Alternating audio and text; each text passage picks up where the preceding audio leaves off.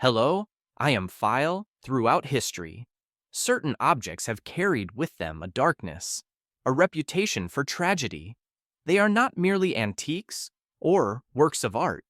They are said to bring misfortune, illness, even death to those who possess them. Some are displayed in museums under lock and key. Others are buried away, hidden from sight. And yet, their stories continue to haunt us.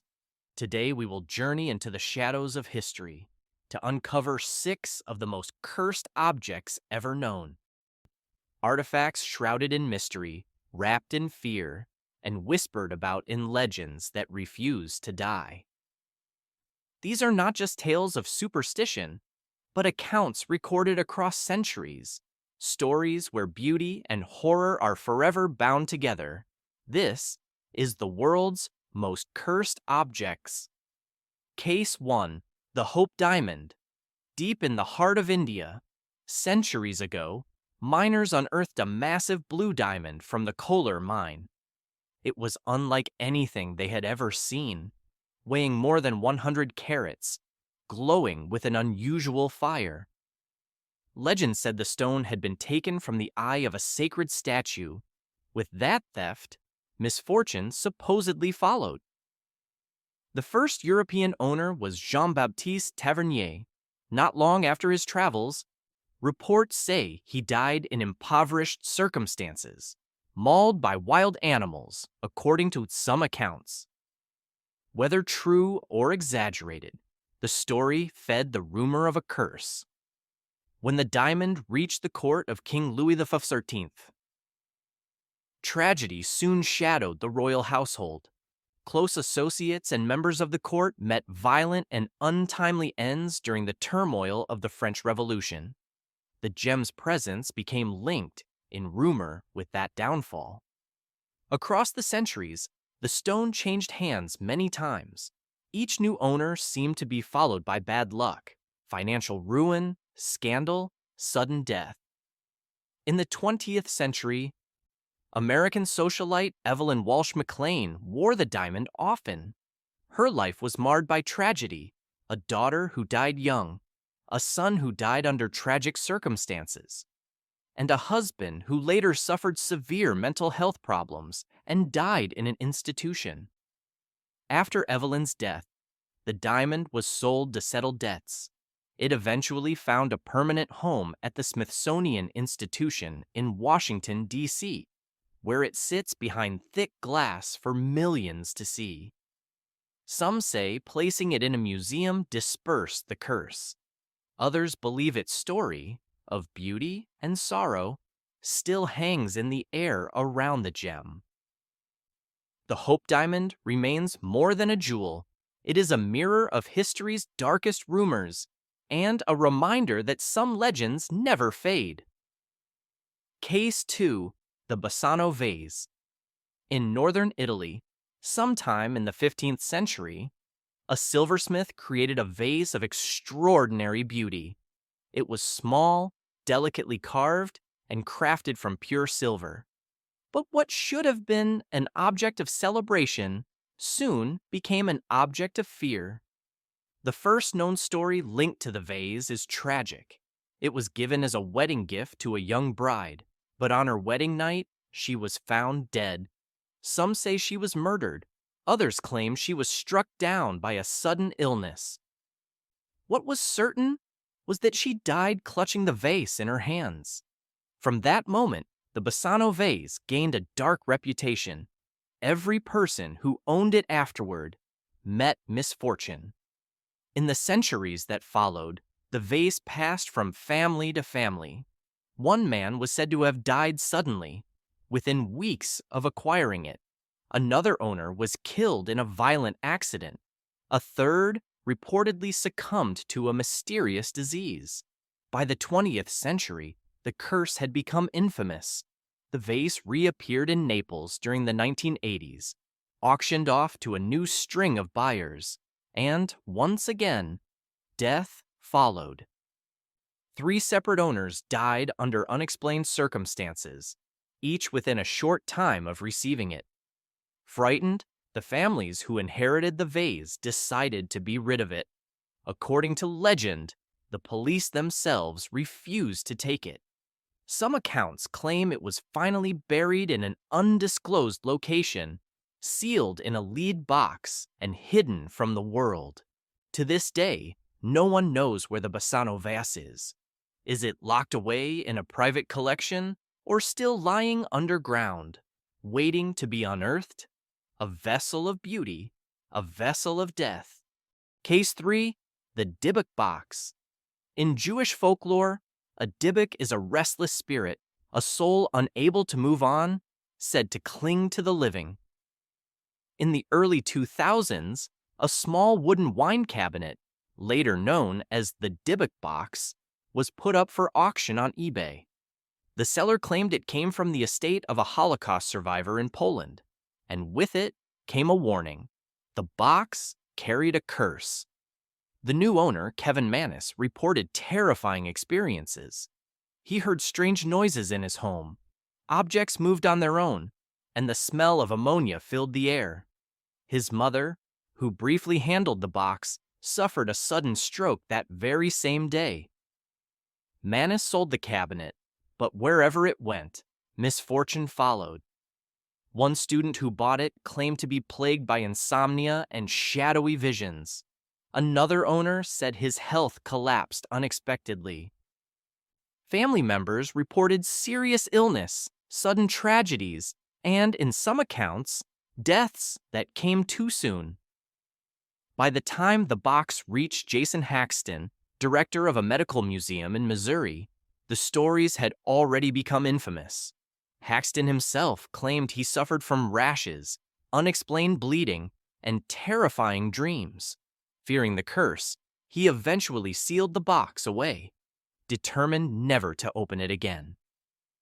The legend only grew when the Dybbuk box inspired the 2012 horror film The Possession. After that, it was purchased by paranormal investigator Zach Bagans, who placed it in his Las Vegas museum, where it is displayed under glass, rarely disturbed. Even then, reports continued of visitors fainting or feeling overcome with dread while standing near it. Skeptics argue it is nothing more than superstition, a series of coincidences wrapped in folklore. But those who believe insist the Dybbuk box carries a genuine curse, a spirit bound within wood, waiting for anyone foolish enough to release it. A wine cabinet, a vessel for the dead. Case 4. Ötzi's Iceman Artifacts, Alps, 1991.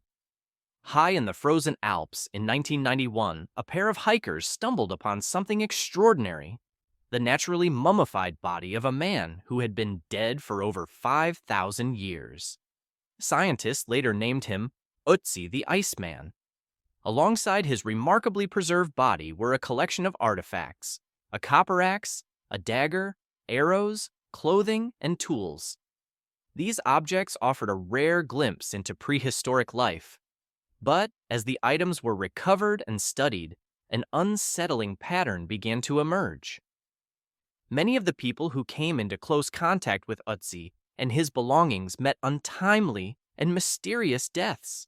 The mountaineer who first discovered him died in a sudden avalanche. The forensic pathologist who examined the mummy was killed in a freak car crash.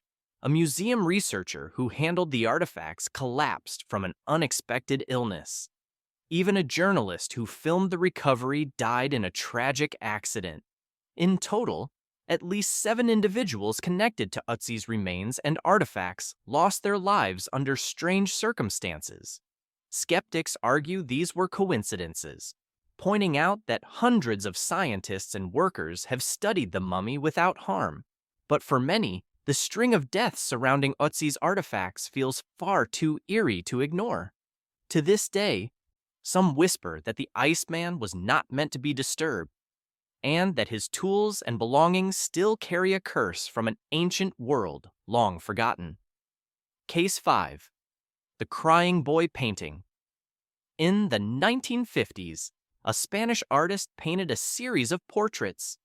They all showed the same haunting image: a young boy staring out with tear-filled eyes. The paintings were reproduced widely, and thousands of prints were sold across Europe. Homes everywhere displayed what became known as the Crying Boy. For years, the portraits were nothing more than decoration. But then, strange stories began to spread. By the 1980s, newspapers in the United Kingdom were reporting a disturbing pattern. Homes that displayed the Crying Boy seemed to suffer devastating fires. In case after case, entire houses were reduced to ash. Yet when firefighters searched the ruins, the painting itself was often found intact, untouched by the flames. Reports collected quickly. One family's home burned to the ground, everything destroyed, except for a single copy of the boy's portrait lying face down but unharmed. Another blaze consumed a restaurant, yet firefighters again claimed the painting survived. Some firemen even refused to have the image in their own homes, believing it carried bad luck.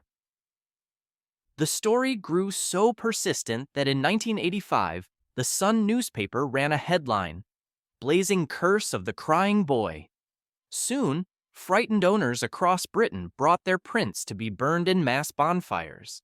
Ironically, the pictures that refused to burn in house fires were finally destroyed by fear itself.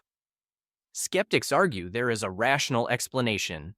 The paintings were printed on fire-retardant materials, making them less likely to ignite. But believers insist there is something darker at work. Some even claim the boy in the portrait was an orphan whose family had perished in a fire, and that his spirit carried tragedy with him. Today, surviving prints of the Crying Boy still circulate, sometimes sold as curiosities, sometimes avoided entirely. Collectors debate whether it is a harmless piece of mid-century art or a painting that carries with it a legacy of smoke and sorrow. A child's face frozen in grief, a portrait said to resist fire but spread fear. The legend of the Crying Boy remains one of the strangest curses in modern art. Case 6, The Chair of Death. Busby's Stoop Chair, 1700s England. In the quiet town of North Yorkshire, England, there once lived a man named Thomas Busby. He was no hero. Busby was a violent criminal, feared by many, and infamous for his foul temper. In the late 1700s, he committed a brutal crime that led to his capture and execution. But before his death, Busby demanded one last request: to have a drink at his favorite local tavern, sitting in his beloved wooden chair. There, he uttered a chilling curse that anyone who dared to sit in his chair would soon meet a tragic end. At first, locals dismissed it as nothing more than the ranting of a condemned man.